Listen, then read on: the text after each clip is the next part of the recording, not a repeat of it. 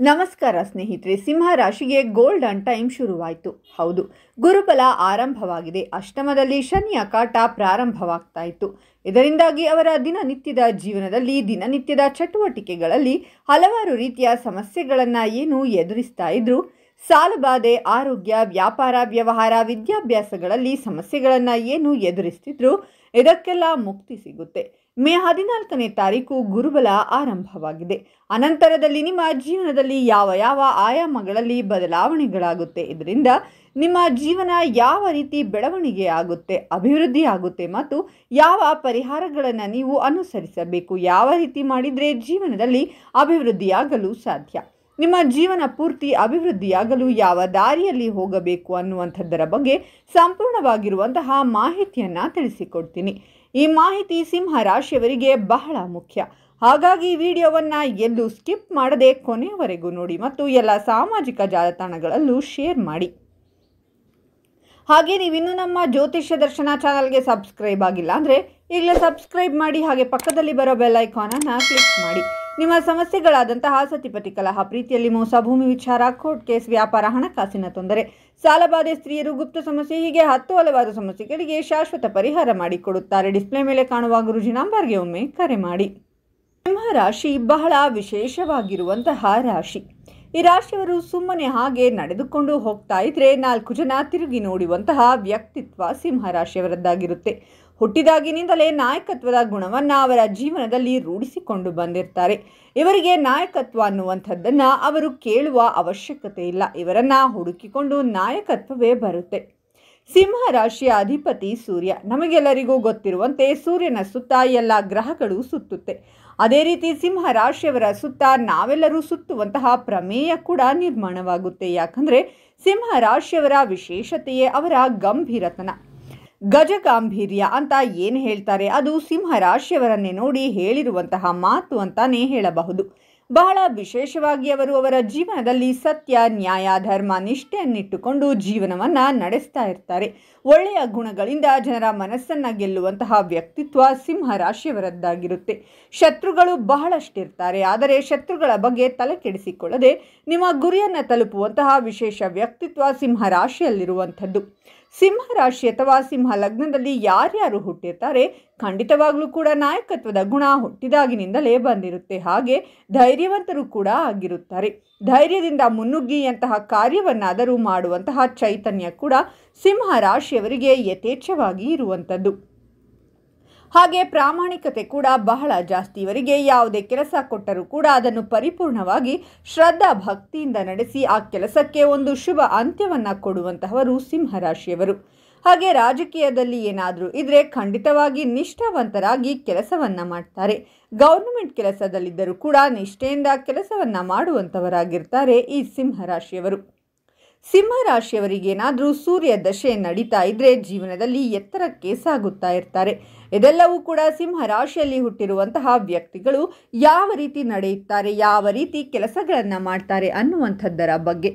ಸಮಯಕ್ಕೆ ಹೆಚ್ಚಾಗಿ ಬೆಲೆಯನ್ನು ಕೊಡುವಂಥವರು, ಅಂದರೆ ಒಂದೊಂದು ನಿಮಿಷ ಕೂಡ ಎಷ್ಟು ಮಹತ್ವಪೂರ್ಣವಾದದ್ದು ಅನ್ನೋದನ್ನು ಸಿಂಹ ರಾಶಿಯವರು ಅವರ ಜೀವನದಲ್ಲಿ ರೂಢಿಸಿಕೊಂಡಿರ್ತಾರೆ. ಹಾಗೂ ಸಮಯಕ್ಕೆ ತಕ್ಕಂತೆ ಮಹತ್ವವನ್ನು ಕೂಡ ಕೊಟ್ಟಿರ್ತಾರೆ.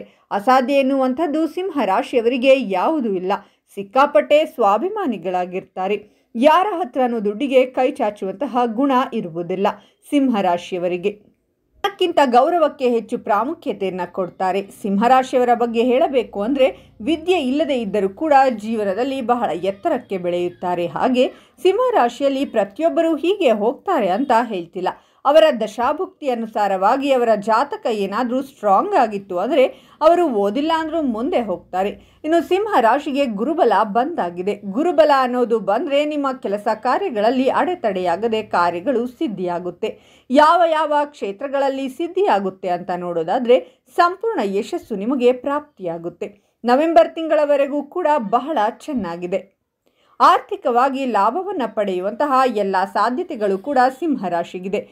ಹಾಗೆ ಯಾವುದಾದರೂ ಕೊಟ್ಟ ಹಣ ಬರ್ತಾ ಇಲ್ಲ ಅಂದರೆ ಆ ಹಣ ಕೂಡ ಬರುವಂತಹ ಸಾಧ್ಯತೆ ಇದೆ. ಧನ, ಕನಕ, ವಸ್ತು, ವಾಹನ ಸಿದ್ಧಿ ಯೋಗಗಳು ಬರುತ್ತೆ. ಅಂದರೆ ಬಹಳ ಸಮಯದಿಂದ ವಾಹನ ಏನಾದರೂ ಖರೀದಿ ಮಾಡಬೇಕು ಅನ್ನುವಂತಹ ಯೋಚನೆಯಲ್ಲಿತ್ತು. ಅಂದರೆ ಆ ಎಲ್ಲ ಕೆಲಸ ಕಾರ್ಯಗಳು ಕೂಡ ಆಗುವಂತಹ ಸಂಭವವಿದೆ. ಹಾಗೆ ದಾಂಪತ್ಯದಲ್ಲಿ ಗಂಡ ಹೆಂಡತಿ ನಡುವೆ ಒಂದಷ್ಟು ಬಿರುಕುಗಳು ಮೂಡುವಂತಹ ಸಂಭವವಿದೆ. ದಾಂಪತ್ಯದಲ್ಲಿ ಜಗಳಗಳಾಗುವಂತಹ ಸಾಧ್ಯತೆ ಇರುವಂಥದ್ದು. ನಿಮಗೆ ಮದುವೆ ಯೋಗಗಳು ಇಲ್ಲಿಂದ ಪ್ರಾರಂಭವಾಗುತ್ತೆ. ಅರ್ಧಕ್ಕೆ ನಿಂತಹ ಕೆಲಸಗಳು ಪೂರ್ಣವಾಗುವಂತಹ ಸಂಭವವಿದೆ. ಇನ್ನು ಮನೆಯಲ್ಲಿ ನೆಮ್ಮದಿ ಎನ್ನುವಂಥದ್ದು ದೂರವಾಗುತ್ತೆ. ಅದು ನಿಮ್ಮ ತಂದೆ ತಾಯಿಯಿಂದ ಆಗಿರಬಹುದು, ಮಕ್ಕಳಿಂದ ಆಗಿರಬಹುದು. ಸಿಂಹ ರಾಶಿಯವರ ಮನೆಯಲ್ಲಿ ಒಂದಷ್ಟು ಜಗಳಗಳು ಸರ್ವೇ ಸಾಮಾನ್ಯವಾಗಿ ಆಗುವುದರಿಂದ ನಿಮ್ಮ ನೆಮ್ಮದಿಯನ್ನು ದೂರ ಮಾಡುವಂತಹ ಸಾಧ್ಯತೆ ಇದೆ.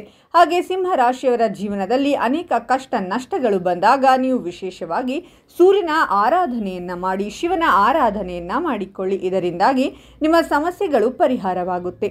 ಇನ್ನು ಸಿಂಹ ರಾಶಿಯವರಿಗೆ ಗುರುಬಲ ಇದ್ದರೂ ಕೂಡ ಪೂರ್ಣ ಪ್ರಮಾಣದಲ್ಲಿ ಅದನ್ನು ಪಡೆದುಕೊಳ್ಳಲು ಆಗುತ್ತಿರುವುದಿಲ್ಲ. ಅಂತಹವರಿಗೆ ವಿಶೇಷ ಪರಿಹಾರವನ್ನು ಹೇಳ್ತೀನಿ ನೋಡಿ. ಅದೇನಪ್ಪ ಅಂದರೆ ನೀವು ಗುರುಗಳ ಆರಾಧನೆಯನ್ನು ಮಾಡಬೇಕು. ಹೌದು, ಅದು ಕೂಡ ಜುಲೈ 10ನೇ ತಾರೀಕು. ಯಾಕಪ್ಪ ಅಂದರೆ ಜುಲೈ 10ನೇ ತಾರೀಕು ಗುರುವಾರ, ಗುರು ಪೌರ್ಣಮಿ ಇದೆ. ಬಹಳ ವಿಶೇಷವಾದ ದಿನ. ಈ ದಿನದಂದು ನಿಮಗೆ ಏನೇ ಕೆಲಸ ಇದ್ರೂ ಸ್ವಲ್ಪ ಬಿಡುವು ಮಾಡಿಕೊಂಡು ನೀವು ಗುರುಮಠಕ್ಕೆ ಹೋಗಿ ಬಂದರೆ ತುಂಬ ಒಳಿತಾಗುತ್ತೆ. ಗುರುವಿನ ಪೂಜೆಯನ್ನು ಮಾಡಿ, ಗುರುವಿಗೆ ಏನಾದರೂ ಭಕ್ತಿಯಿಂದ ಹೂವು, ಹಣ್ಣು, ವಸ್ತ್ರ, ಕಾಣಿಕೆಗಳನ್ನು ಸಮರ್ಪಣೆ ಮಾಡಿ ನಮಸ್ಕಾರ ಮಾಡಿಕೊಳ್ಳಿ. ಮಂತ್ರಾಕ್ಷತೆಯನ್ನು ಪಡೆದು ಬಂದರೆ ಅದ್ಭುತವಾಗಿ ಗುರುಬಲ ಕೆಲಸ ಮಾಡಲು ಶುರುವಾಗುತ್ತೆ. ಅದನ್ನು ಹೊರತುಪಡಿಸಿ ನೀವೇನು ಮಾಡಬಹುದು ಅಂದರೆ ನೀವು ಮಂತ್ರಾಲಯಕ್ಕೆ ಹೋಗಿ ರಾಘವೇಂದ್ರ ಸ್ವಾಮಿಗಳ ದರ್ಶನ ಮಾಡಿ ಬನ್ನಿ, ಅಥವಾ ನೀವು ಶಿರಡಿಗೆ ಹೋಗಿ ಸಾಯಿಬಾಬಾ ದರ್ಶನ ಮಾಡಿ ಬನ್ನಿ, ಅಥವಾ ಗಾಣಗಾಪುರಕ್ಕೆ ಹೋಗಿ ದತ್ತಾತ್ರೇಯರ ದರ್ಶನ ಮಾಡಿ ಬನ್ನಿ. ಹೀಗೆ ಇನ್ನೂ ಹಲವಾರು ಗುರು ಸನ್ನಿಧಾನಗಳಿವೆ. ಅಲ್ಲಿ ಹೋಗಿ ದರ್ಶನವನ್ನು ಪಡೆದು ಪೂಜೆಯನ್ನು ಮಾಡಿಸಿ ಬಂದರೆ ಅತ್ಯುತ್ತಮ. ಇದ್ಯಾವುದೂ ಆಗಿಲ್ಲ ಅಂದರೂ ನಿಮ್ಮ ಮನೆಯ ಹತ್ತಿರ ಇರುವಂತಹ ಗುರು ರಾಘವೇಂದ್ರ ಸ್ವಾಮಿಯ ಸನ್ನಿಧಾನಕ್ಕೆ ಹೋಗಿ ದರ್ಶನ ಮಾಡಿ ಬನ್ನಿ. ಹೋಗಿ ಅವತ್ತಿನ ದಿನ ಕಡ್ಡಾಯವಾಗಿ ಅರಿಶಿಣ ಬಣ್ಣದ ವಸ್ತ್ರದಲ್ಲಿ 1 kg ಕಡಲೆಕಾಳನ್ನು ಗಂಟು ಕಟ್ಟಿ ಎಲೆ ಅಡಿಕೆ ದಕ್ಷಿಣೆ ಸಹಿತ ಗುರು ಸನ್ನಿಧಾನದಲ್ಲಿ ಅರ್ಪಿಸಿ ಬಂದರೆ ಗುರುವಿನ ಅನುಗ್ರಹವನ್ನು ಪಡೆದುಕೊಳ್ಳಬಹುದು. ಇದ್ಯಾವುದೂ ಆಗಿಲ್ಲ ಅಂದರೆ ಮನೆಯಲ್ಲಿದ್ದರೂ ಕೂಡ ಆ ದಿನ ಬೆಳಿಗ್ಗೆ ಬೇಗ ಎದ್ದು ಸ್ನಾನ ಮಾಡಿ ದತ್ತಾತ್ರೇಯ ವಜ್ರ ಕವಚ ಸ್ತೋತ್ರ, ದತ್ತಾತ್ರೇಯರ ಸ್ತೋತ್ರಗಳು, ಗುರು ಗ್ರಹದ ಅಷ್ಟೋತ್ತರ, ರಾಘವೇಂದ್ರ ಸ್ವಾಮಿಯ ಸ್ತೋತ್ರಗಳು, ಗುರುವಿನ ಸ್ತೋತ್ರಗಳನ್ನು ಪಠನೆ ಮಾಡಿ. ಅದ್ಭುತವಾದಂತಹ ಪರಿಹಾರ ಸಿಗುತ್ತೆ. ನಿಮ್ಮ ಸಮಸ್ಯೆಗಳೆಲ್ಲ ಬಗೆಹರಿಯುತ್ತೆ. ಮೊದಲು ನೀವು ಈ ಕೆಲಸವನ್ನು ಮಾಡಿ ಬನ್ನಿ. ಯಾಕಂದರೆ ಈ ರೀತಿ ಮಾಡುವುದರಿಂದ ಖಂಡಿತವಾಗಲೂ ನಿಮಗೆ ಗುರುವಿನ ಬಲ ಪರಿಪೂರ್ಣವಾಗಿ ಪ್ರಾಪ್ತಿಯಾಗುವಂತಹ ಸಾಧ್ಯತೆ ಬಹಳ ಜಾಸ್ತಿ ಇದೆ. ಇನ್ನು ನೋಡಿದ್ರಲ್ಲ ಸ್ನೇಹಿತರೆ, ಸಿಂಹರಾಶಿಯವರು ತಮ್ಮ ಜೀವನದ ಅನೇಕ ಕಷ್ಟಗಳನ್ನು ಬಹಳ ಅನುಭವಿಸುತ್ತೀರಾ. ಆ ಕಷ್ಟಗಳಿಂದ ಹೊರಬರಲು ಬಹಳ ಪ್ರಯತ್ನ ಪಡ್ತಾ ಇರ್ತೀರಾ. ನೀವು ಈ ಒಂದು ಪರಿಹಾರವನ್ನು ಮಾಡುವುದರಿಂದ ಖಂಡಿತವಾಗಲೂ ನಿಮಗೆ ಒಳಿತಾಗುತ್ತೆ. ಹಾಗೆ ಜೀವನದಲ್ಲಿ ಇನ್ನೂ ಯಶಸ್ಸನ್ನು ಪಡೆಯುತ್ತೀರಾ. ಈ ಮಾಹಿತಿಯನ್ನು ನಿಮ್ಮ ಎಲ್ಲ ಸ್ನೇಹಿತರು ಹಾಗೂ ಸಂಬಂಧಿಕರಿಗೆ ತಪ್ಪದೇ ಶೇರ್ ಮಾಡಿ ಮತ್ತು ಓಂ ಗುರು ರಾಘವೇಂದ್ರಾಯ ನಮಃ ಅಂತ ಕಾಮೆಂಟ್ ಮಾಡಿ.